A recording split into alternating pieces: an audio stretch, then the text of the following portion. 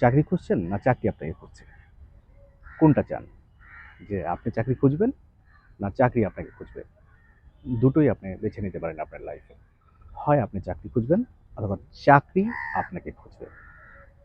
আশা করি আপনারা চাচ্ছেন যে চাকরি আপনাকে খুঁজবে।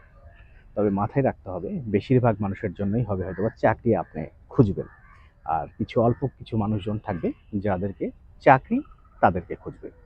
তাহলে আপনি সেই অল্প কিছু জন মানুষজনের জন্য যদি নিজেকে সেই সারিতে ফেলতে চান, তাহলে কিন্তু আপনাকে স্কিলড হতে হবে। আপনাকে যে কোনো একটা বিষয়ে পারদর্শী হতে হবে। যে পারদর্শিতা হচ্ছে বাংলাদেশে যদি আপনি কাজ করতে চান, বাংলাদেশের মধ্যে যারা এই কাজটি করে তাদের মধ্যে যে স্পেশাল ক্যাটাগরিগুলো আছে, সেই ক্যাটাগরিগুলো আপনার মধ্যে থাকতে হবে। এই গুণাবলীগুলো আপনার মধ্যে থাকতে হবে।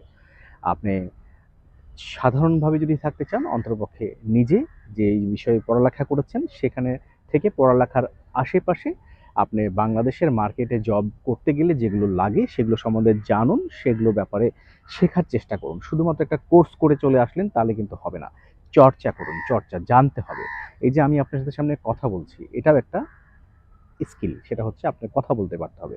অনেকের সামনে কথা বলতে যেয়ে আপনি নিজেই দেখেন, আপনার পরিবারের সামনে কথা বলতে চেষ্টা করে দেখেন, আপনার কথা আটকে আসবে। আপনি নিজের সম্বন্ধে বলতে যান, কথা আটকে আসবে।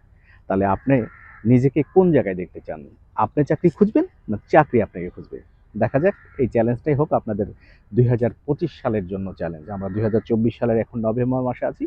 ২৫ সালের মধ্যে আপনি নিজেকে বেছে নেন যে চাকরি আপনাকে খুঁজবে না আপনি চাকরি খুঁজবেন। ধন্যবাদ।